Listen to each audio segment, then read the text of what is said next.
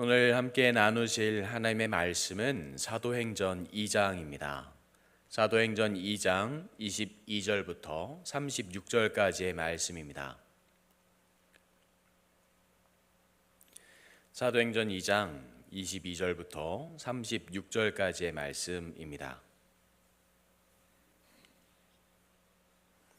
한 마음으로 하나님의 말씀을 받도록 하겠습니다. 이스라엘 사람들아, 이 말을 들으라. 너희도 아는 바와 같이 하나님께서 나사렛 예수로 큰 권능과 기사와 표적을 너희 가운데 베푸사 너희 앞에서 그를 증언하셨느니라. 그가 하나님께서 정하신 뜻과 미리 아신 대로 내준 바 되었거늘 너희가 법 없는 자들의 손을 빌려 못 박아 죽였으나 하나님께서 그를 사망의 고통에서 풀어 살리셨으니 이는 그가 사망에 매여 있을 수 없음이요. 다윗이 그를 가르쳐 이르되 내가 항상 내 앞에 계신 줄을 배웠으며 나를 요동하지 않게 하기 위하여 그가 내 우편에 계시도다.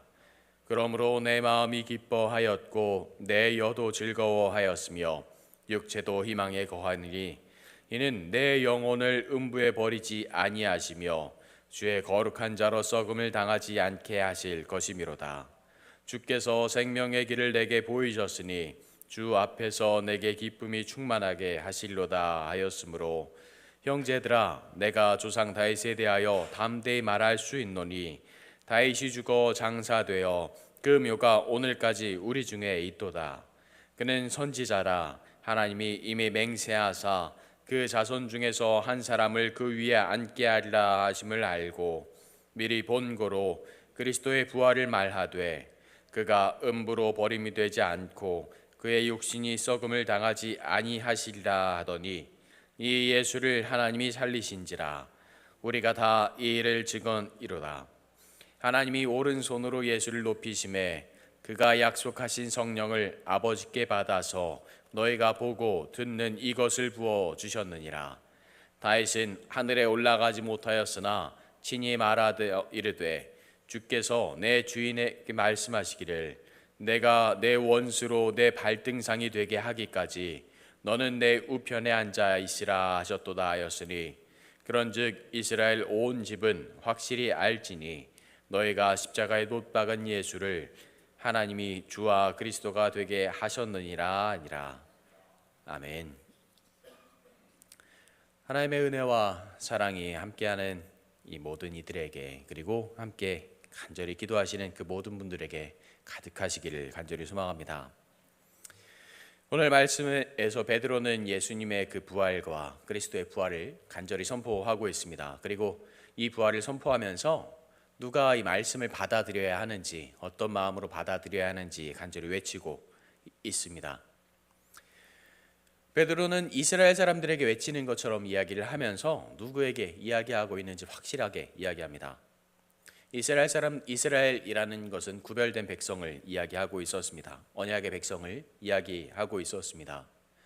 야곱이 하나님을 만나면서, 하나님의 사자를 만나면서 더 이상 너는 야곱이 아니다, 이스라엘이라고 불린 것처럼 이제 구별된 백성들, 하나님을 만났던 백성들, 하나님께서 만나셨던 백성들에게 외치고 있습니다. 아니, 그들에게 다시 한번 이야기하고 있는 것입니다. 너희가 너희 자신을 한번 돌아보아라. 너희가 구별된 백성으로서, 선택받은 백성으로서 얼마나 바르게 살고 있었는지 한번 돌아보아라 라고 외치고 있는 것입니다. 그리고 나사렛 예수가 진정한 그리스도이심을 외치면서 그 선택된 백성으로서 얼마나 하나님께서 바라시는 일을 한 것이 아니라 바라지 않으셨던 일들, 절대로 해서는 안 되는 일들을 하고 있었는지 돌아보아라 라고 이야기합니다.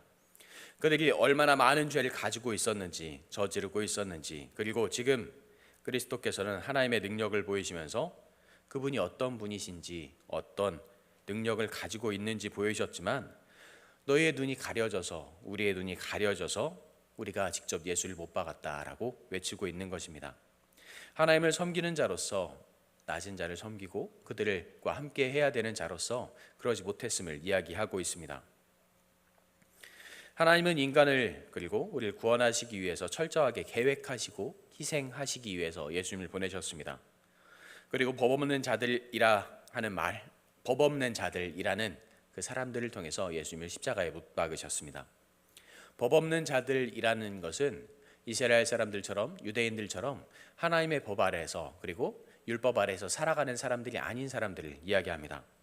그들의 손을 빌려서 예수님의 못 박았다는 것은 더러운 자들 그리고 하나님의 사랑을 받지 못한 자들의 손을 빌려서 예수님을 못 박았다라는 것입니다. 또 나의 손을 더럽히고 싶지 않습니다. 나의 손을 하나님의 법 안에서 더럽히고 싶지 않습니다라는 그 고백을 통해서 이스라엘 사람들이 얼마나 하나님의 품 안에서 멀어지고 있는지를 보이고 있는 것입니다. 모든 것이 하나님의 뜻 안에 있었고 모든 계획이 하나님의 그 간절하심 안에 있었습니다. 하지만 그 결과의 모습은 사람이 절대 벗어날 수 없는 끝없는 고통 속에 있는 사망이었습니다. 사람들은 그 사망에서 절대로 벗어날 수 없음을 알고 있습니다. 죽음에서 벗어날 수 있는 사람이 아무도 없었습니다. 하지만 그리스도께서는 예수님께서는 그 구원의 그 죽음에서 벗어날 수 있으셨고 그것을 이겨낼 수 있었습니다. 그 죽음 안에서 구원하시는 은혜를 그 능력을 하나님께서 그리스도를 통해서 보이셨다는 것입니다. 이 부활이 없었으면 내 죄가 사해질 수 없습니다. 이 부활이 없었으면 우리가 용서받을 수 없었습니다. 이 부활이 없었으면 하나님께서 우리를 죽음에서 구원하실 수 없었고 예수님께서 죽음에서 자유로워지셨기 때문에 우리가 자유로워질 수 있습니다 라고 부르짖고 있습니다. 죽음에서 빠져나올 수 없다면 내가 죽음에서 빠져나올 수 없다면 우리는 영원한 죽음에서 살아가야 합니다. 하나님은 하나님의 자녀가 된 우리를 이 죽음에서 자유롭게 하실 것입니다. 절대 자유로울 수 없는 이 죽음에서 어두움에서 하나님의 능력을 예수님을 통해서 보이셨습니다 라고 베드로가 외치고 있습니다.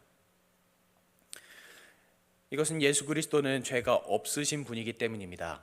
그리고 그렇기 때문에 죄에서 죽음에서 자유로워질 수 있었습니다. 아담에게 말씀하신 정령 죽으리라 라는 그 하나님의 목소리가 아담이 하나님께 죄를 지으면서 죽음으로 빠질 수밖에 없었던 것처럼 우리가 영원한 그 죽음에서 영생에서 죽음으로 들어가는 그 모습을 보였지만 예수님은 죽음에서 영생으로 가시는 그 모습을 우리에게 보여주셨습니다 라고 베드로가 간절히 외치고 있는 것입니다. 그리고 베드로는 다윗의 고백을 통해서 하나님 우리에게 고백하고 있었습니다. 하나님께서 언제나 나의 앞에 가셨으니 나와 함께 계시오니 내가 두려워할 것이 없습니다. 어떤 어려움이 나에게 다가올지라도 나와 함께 하시는 하나님께 의지하면서 내가 이것을 기쁨으로 이겨낼 수 있습니다. 그리고 이것은 그리스도를 죽음에서 구원하신 하나님의 은혜를 우리가 경험했기 때문입니다. 그러한 은혜를 우리에게도 부어주시기 때문입니다. 하나님은 우리를 죽음에 버려두지 않으십니다. 하나님은 우리를 그 큰 두려움 속에 던져두지 않으십니다. 그 안에서 나와 함께 하시면서 구원하시는 그 주님의 손길을 하나님의 은혜를 우리가 경험하고 고백할 수 있기 때문입니다. 그렇기에 우리는 주를 찬양하고 주께 감사하고 주께 고백할 수 있습니다 라고 간절하게 외칩니다. 주님께서는 우리에게 생명의 길 그리고 구원의 길을 보이셨습니다. 영원한 생명을 얻는 길을 보여주셨습니다. 그리고 그곳으로 가는 길을 우리에게 분명하게 알려주셨습니다. 내가 곧 길이요 진리요 생명이니 나로 말미암지 않고는 아버지께로 올 자가 없느니라. 예수 그리스도를 통해서 우리가 영원한 생명을 얻고 그 부활을 믿는 자가 영생을 얻을 수 있음을 직접 보여주셨기 때문입니다.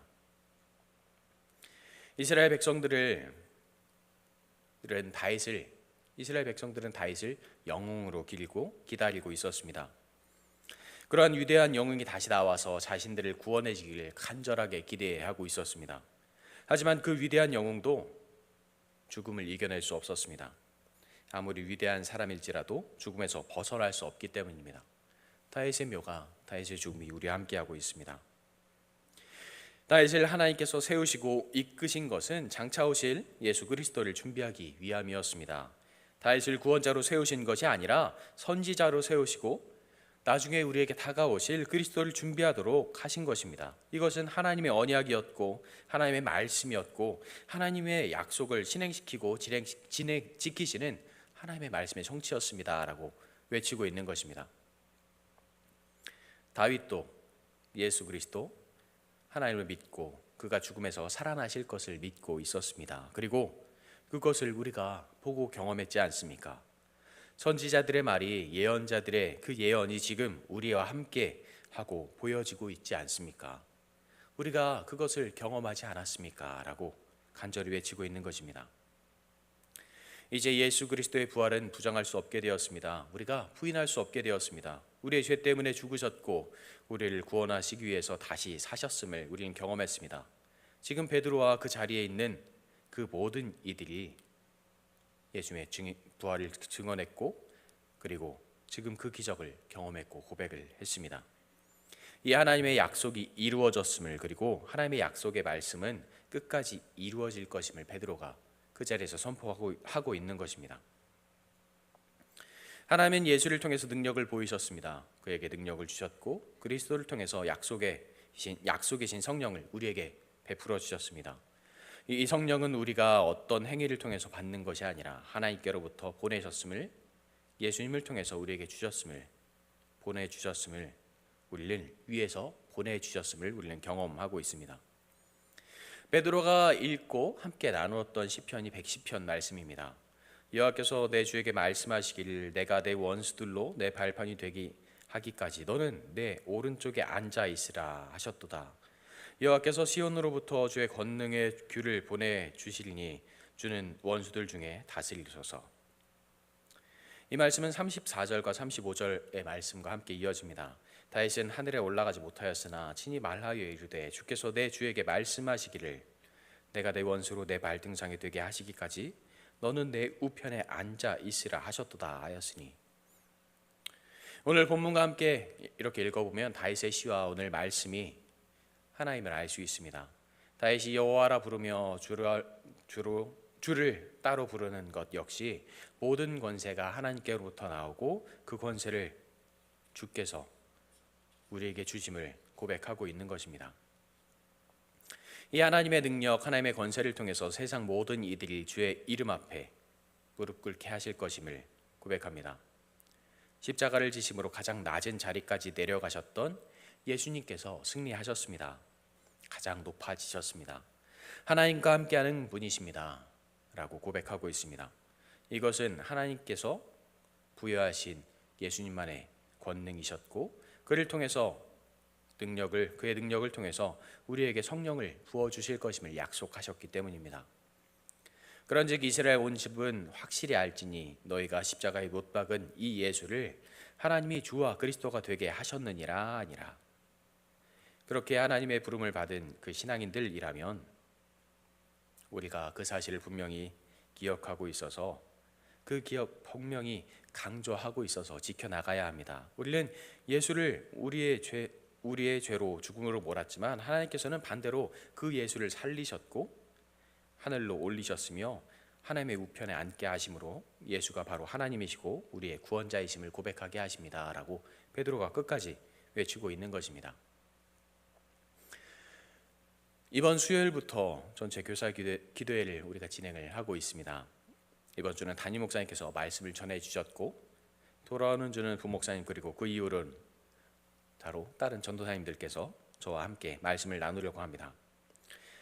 말씀을 전하는 것이 때로는 부담스럽기도 해서 어떤 말씀을 전하면 좋을까라고 기도하고 고민하고 있었습니다. 그리고 오늘 말씀을 준비하면서 이런 마음을 우리에게 주셨습니다. 우리가 그리스도를 고백하고 따르는 것 그리고 그것을 우리는 분명히 알고 고백하고 있습니다. 그렇게 배워왔습니다. 그런데 신앙을 누구에게 전해받았을까? 우리가 신앙을 어떻게 알게 되었을까 생각하게 되었습니다. 우리에게 말씀을 전해주시고 사랑을 전해주신 분들은 분명히 목사님의 말씀도 가득했지만 우리가 보고 따르던 분들은 어쩌면 배우지 못했고 글도 잘 읽지 못했고 우리의 부모님 혹은 조부모님 그 위의 분들이었다라는 것을 생각하게 되었습니다. 신앙의 시작을 지금 하고 계시는 분들도 계시지만 우리에게 신앙의 뿌리가 되는 분들은 그분들의 간절한 기도와 예배가 지금 우리의 모습을 만들지 않았을까라는 생각을 하게 됩니다. 오늘 말씀을 전하는 베드로가 아마 이런 모습이었을 것입니다. 많이 배운 사람도 아니었고 뛰어난 사람도 아니었습니다. 다른 사람들에게 말씀을 전하기에 충분한 사람도 아니었고 성격이 너무 급해서 어쩌면 사람들에게 비난받는 사람이었을지 모릅니다. 다른 사람들에게 존경받는 사람도 아니었을 것입니다. 하루 벌어서 하루 먹고 살던 그렇게 살아가던 사람이었습니다. 그가 예수님을 경험했고 그가 하나님의 은혜를 경험했습니다. 그가 뛰어난 언변으로 사람들에게 말씀을 전하면서 내가 하나님의 말씀을 이렇게 알게 되었습니다. 내가 하나님의 은혜를 이렇게 알게 되었습니다. 라고 고백했던 것이 아니라 하나님께서 나를 이렇게 사랑하셨습니다. 하나님께서 나를 이렇게 사랑하셨습니다. 라는 그의 고백이 그 사람들의 마음에 아마 자리 잡았던 것 같습니다. 그의 그 간절한 고백이, 그의 진실한 고백이 사람들의 마음을 움직였고 수백 명, 수천 명, 수만 명의 사람들의 마음속에 예수님의 모습을 그려나갈 수 있었던 것입니다. 우리의 믿음의 조상이 되신 분들 역시 비슷할 것입니다. 그를 모르더라도 내가 성경을 읽지 못할지라도 그 성경을 가슴에 품고 나를 구원하신 하나님, 나를 간절하게 사랑하신 하나님의 사랑을 경험했고 그 고백을 우리에게 전해 주셨기 때문입니다. 그리고 우리는 그 고백을 가지고 신앙을 이어나갑니다. 하지만 베드로가 이스라엘 사람들에게 외치는 것처럼 더 많이 알고 더 많이 읽고 더 많은 것을 배웠다는 핑계로 우리의 신앙이 이전에 비해 성장하는 것이 아니라 점점 작아지고 있습니다. 당신들의 믿음이 점점 작아지지 않습니까? 당신들이 그리스도를 죽이지 않았습니까? 그 모습을 보면서 저희가 숨고 더 낮아짐을 경험하게 됩니다. 그리고 나의 생각이 어느 순간 잣대가 되어서 다른 사람을 판단하고 저울질하는 경우가 생깁니다. 오늘 베드로가 부르짖는 소리는 나를 구원하신 주님만 바라보라 소리칩니다. 지금 우리에게 외치는 그 소리는 주께서 얼마나 나를 간절하게 사랑하셨는지 베드로는 고백하는 것입니다. 우리가 생각하기에, 우리가 판단하기에 부족하고 미약해 보일지라도 하나님께 세우셨고 하나님께서 이끄셨고 주님의 은혜가 얼마나 크고 아름다웠는지 그가 외치고 있는 것입니다. 그리고 우리에게 묻고 있습니다. 우리는 누구의 마음으로 하나님을 보고 우리를 구원하신 주님을 바라보고 있는지 묻고 있는 것입니다. 예전에 신앙생활을 하면서 할머니께서 해주셨던 말씀, 그리고 저를 위해서 기도해 주신다라고 말씀하셨던 권사님들의 모습이 종종 떠오릅니다. 20살 그 이전부터 교회를 다니면서 저를 위해서 항상 기도하셨다라고 말씀하셨던 권사님들이 계십니다. 머리가 하얘지셔서 맨 앞에 앉으셔서 기도하셨던 권사님의 모습이 떠오르고, 항상 어느 예배건 그리고 어느 곳에건 가장 맨 앞에 앉으셔서 기도하셨던 그 권사님들의 모습이 떠오릅니다. 저희 어머니는 항상 그렇게 이야기하셨습니다. 내가 글을 읽을 줄 모르니 내가 좋아하는 찬양 제목을 불러줄 테니, 가사를 불러줄 테니 그 찬양을 펼쳐달라라고 저에게 말씀하셨습니다. 또 악보가 있는 찬양이 아니라 가사가 있는 그 찬송가를 펼쳐드리면 그 찬송가를 보시면서 그 글을 읽으시면서 찬양하는 것이 아니라, 그 악보에 따라서 찬양하시는 것이 아니라 당신께서 알고 계시는 그 모습으로 그 가사로 찬양하셨습니다. 그분들이 어떤 좋은 말씀을 가지고, 그리고 성경을 너무 많이 읽으셔서 많이 알고 계셔서 우리에게 믿음의 조상이 되셨고 우리에게 사랑을 전해주셨던 것이 아니라, 우리에게 은혜를 보여주셨던 것이 아니라, 내가 하나님을 이렇게 경험했단다, 내가 하나님의 사랑을 이렇게 경험했단다, 내가 하나님의 은혜를 이렇게 경험했단다, 그 하나님께서 너와 함께 하신단다, 그 하나님께서 너를 지켜주길 바란단다 라고 기도하셨던 그 간절한 기도의 목소리가 아마 이곳에 계시는 성도님들과 권사님들, 집사님들 마음속에 자리 잡고 계실 것입니다. 우리가 그 믿음을 가지고 지금 이 자리에서 함께 예배합니다. 그리고 우리가 그 믿음을 가지고, 그 은혜를 가지고 함께 신앙생활을 하고 있습니다. 베드로가 고백하는 그 고백 역시 아마 그 하얀 머리가 하얘지셨던 그 권사님들의 고백과 비슷할 것입니다. 나는 성경을 잘 알지 못합니다. 나는 글을 읽지 못합니다. 나는 이렇게 아름답게 고백할 수 있지 못합니다. 하지만 하나님께서 나를 이렇게 구원하셨습니다. 하지만 하나님께서 나를 이렇게 사랑하셨습니다. 하지만 하나님께서 나를 위해 이렇게 피 흘리셨습니다. 베드로의 그 고백이 아마 수많은 사람들의 마음을 움직였고, 베드로의 그 간절한 고백이 함께하는 그 모든 이들의 마음 속에 자리 잡았을 것입니다. 그리고 그 마음이, 그 믿음이 그들의 신앙의 뿌리가 되었고, 그들이 자라서, 그들이 더 성장해서 하나님의 말씀을 더 아름답게 전할 수 있는 그 신앙의 뿌리가 되었을 것입니다. 우리의 마음속에 그 말씀이 가득 자리 잡길 간절히 소망합니다. 우리 마음속에 그 하나님의 은혜가 간절히 자리 잡길 소망합니다. 때로는 우리가 뛰어나지 못할 수 있습니다. 때로는 우리가 말을 잘 하지 못할 수 있습니다. 하지만 우리의 마음속에 자리 잡은 그 은혜를 통해서, 그 사랑을 통해서 하나님의 사랑을 온전히 전할 수 있는, 더 아름답게 전할 수 있는 우리 도남동 교회가 되기를, 그리고 제가 되고 성도님들이 되시기를 간절히 소망합니다.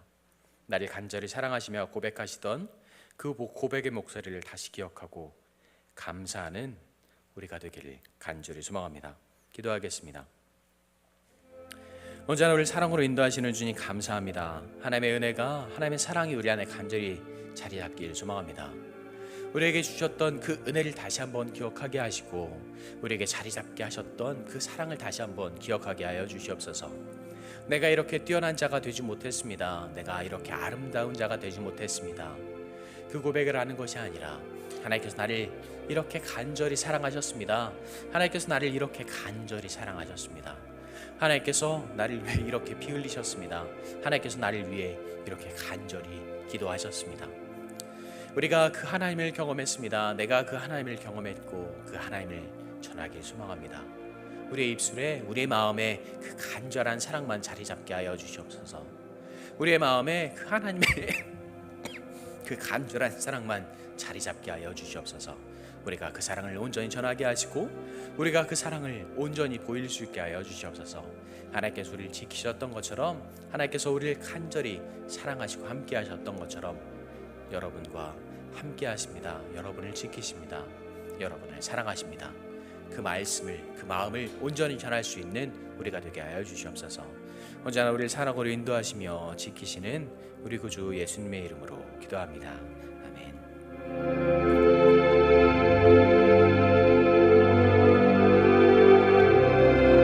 내 사랑과 하나님의 위로하심 우리 안에 있기를 간절히 소망합니다.